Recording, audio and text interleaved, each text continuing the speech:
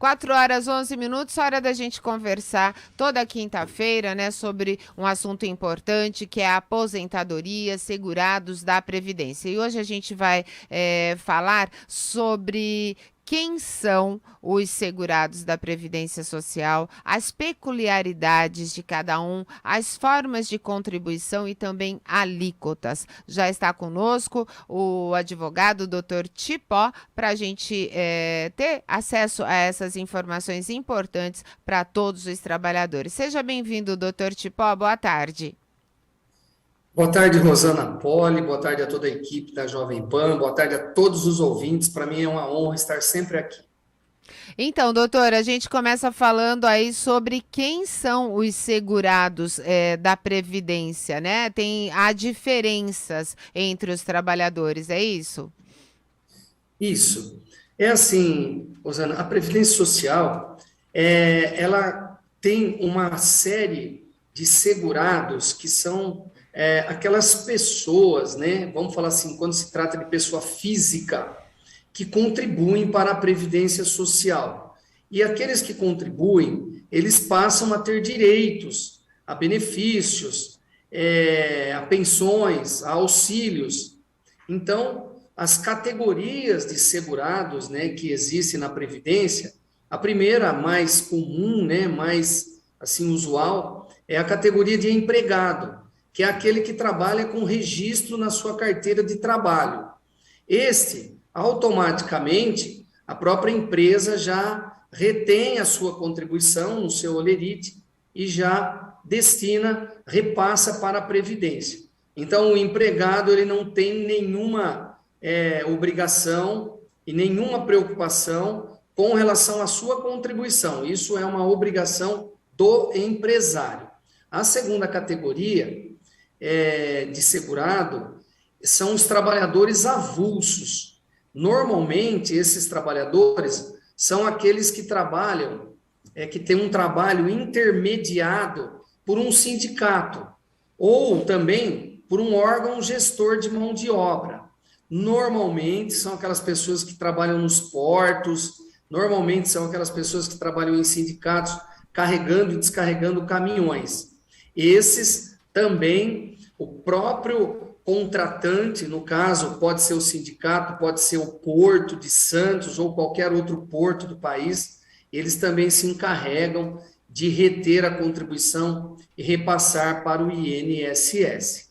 A terceira categoria são os segurados especiais. Segurado especial, Rosana, é a única categoria da Previdência que não precisa contribuir, ele não é obrigado. Se ele quiser contribuir, ele pode contribuir, né, com um valor mais alto para ele se aposentar de uma forma melhor.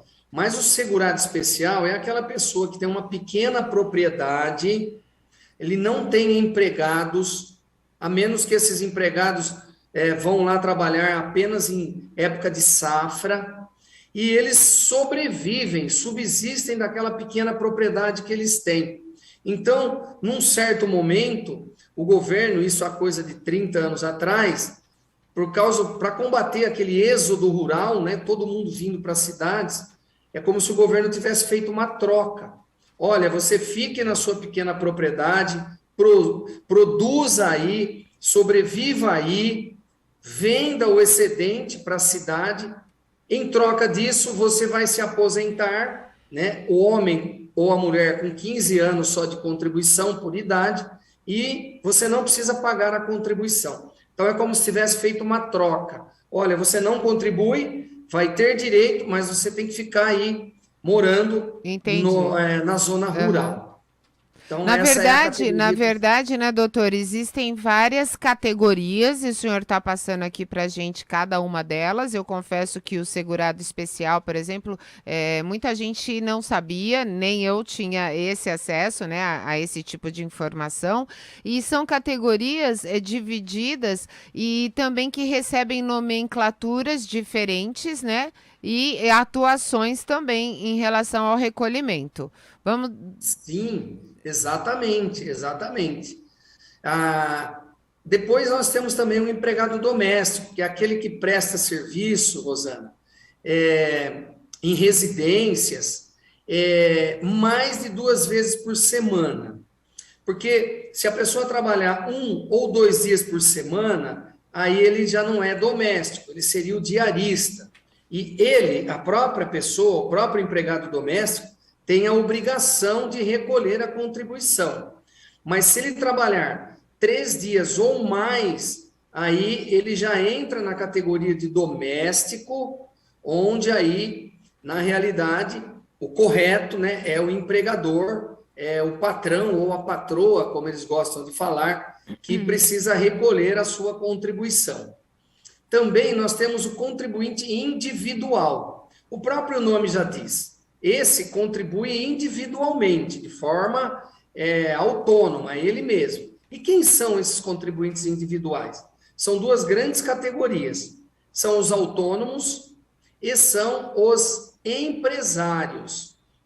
Esses têm a exclusiva obrigação de recolher a sua contribuição previdenciária.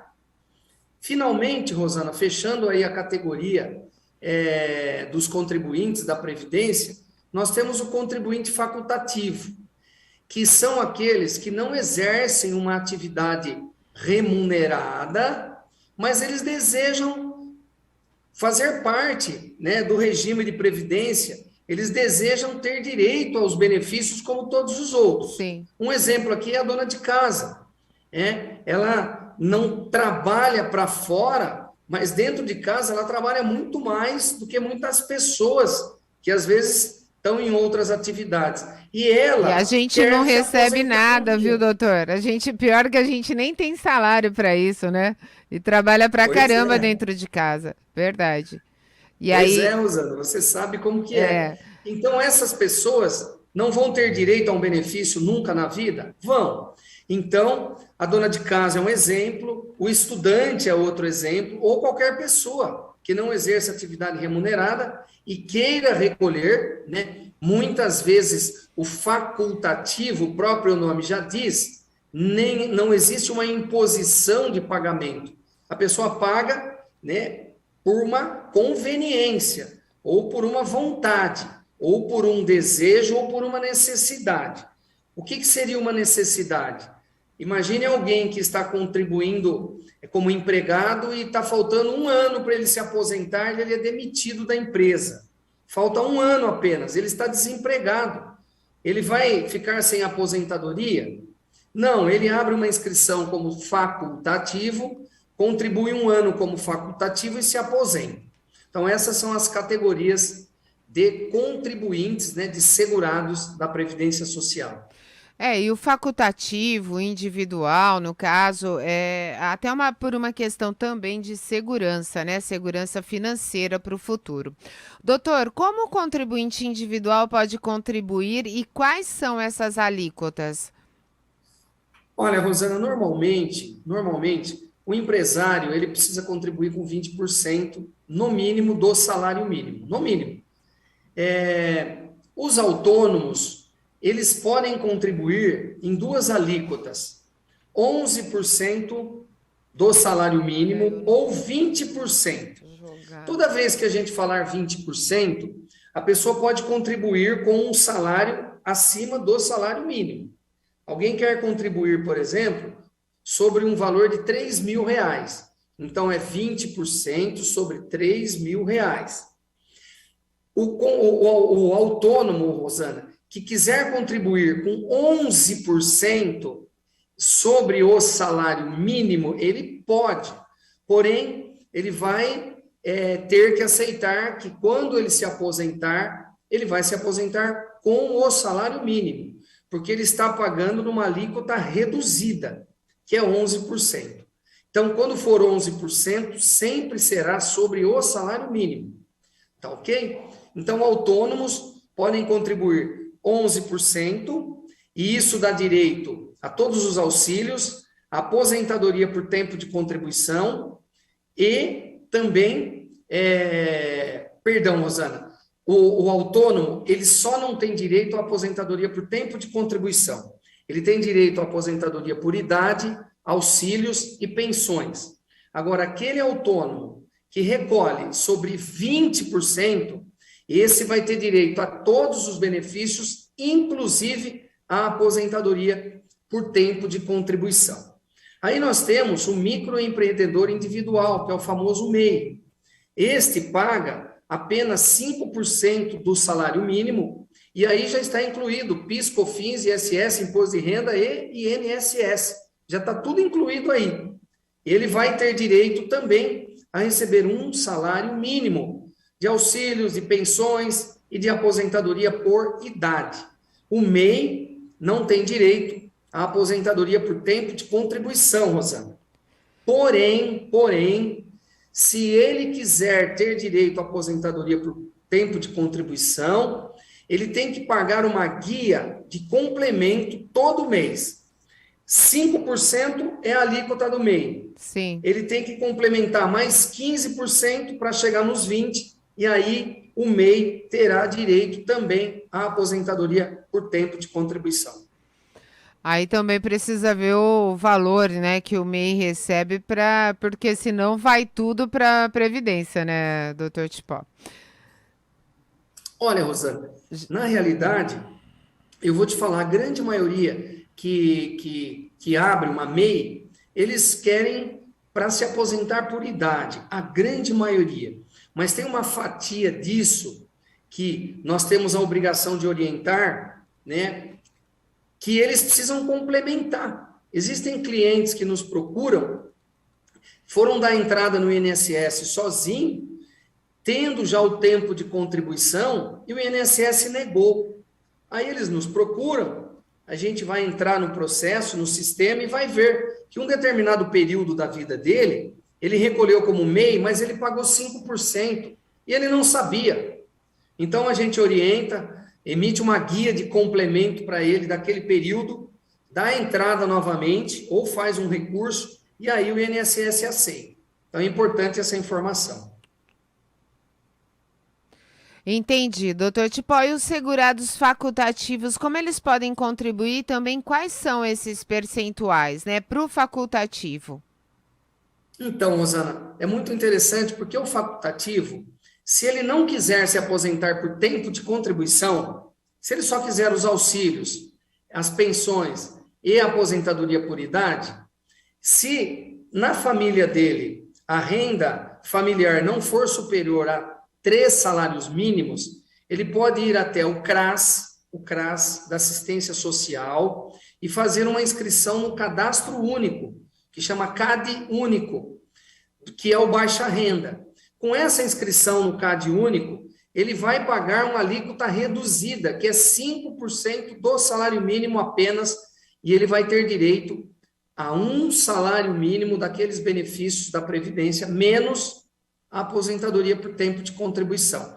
Então, isso é uma coisa fantástica, porque dá a oportunidade para aquelas pessoas mais pobres, mais humildes, de recolher a Previdência e de ter o direito lá na frente, de ter um benefício, como você muito bem falou, para a segurança financeira. Normalmente, essas pessoas são pobres, são idosas, são doentes, e quando chegam à idade, elas conseguem se aposentar com um salário mínimo. Então, o segurado facultativo baixa renda, 5% do salário mínimo.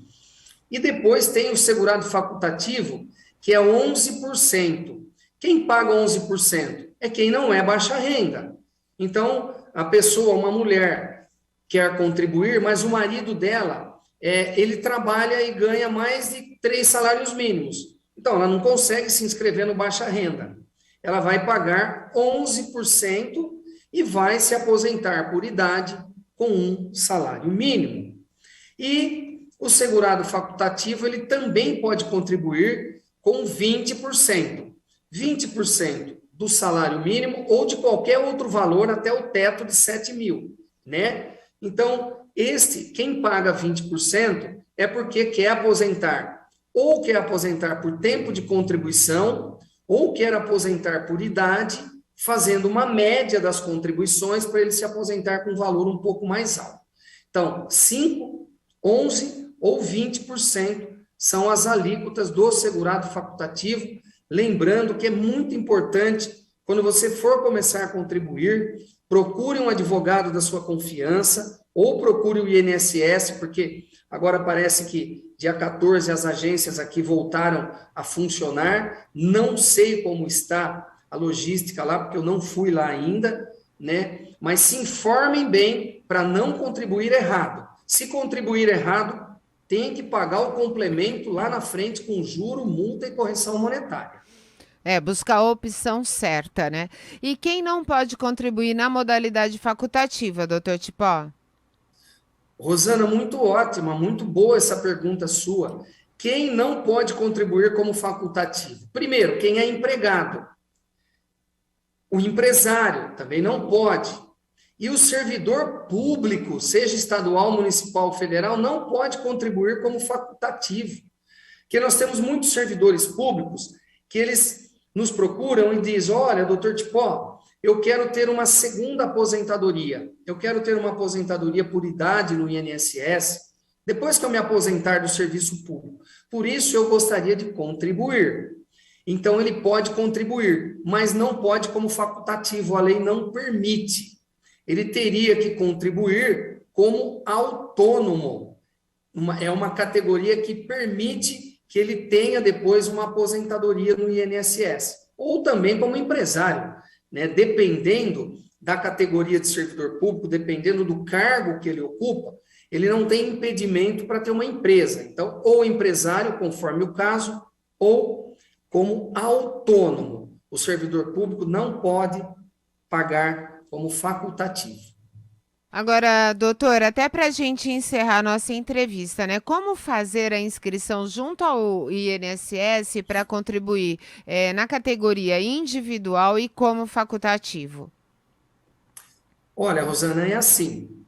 Normalmente, né, as pessoas que já trabalharam registrados, elas têm o PIS, elas têm o número do PIS. A grande maioria, você vai lá na última página da carteira de trabalho, o cartãozinho do PIS está grampeado. Aquele número do PIS já é um número de inscrição para ela. Ela pode utilizar aquele número de inscrição. Porém, ela pode também se inscrever, né, se cadastrar lá no site do gov.br, aí ela entra lá no Meu INSS e ela vai tirar um extrato previdenciário. Quando ela tira esse extrato previdenciário, automaticamente já vai estar um número de identificação dela que chama NIT, N-I-T. Já vai estar bem no lado esquerdo desse extrato previdenciário.